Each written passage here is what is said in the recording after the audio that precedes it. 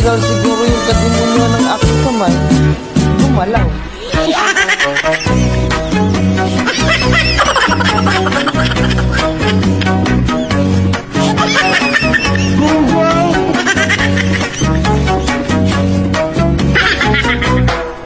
Putang ina guys.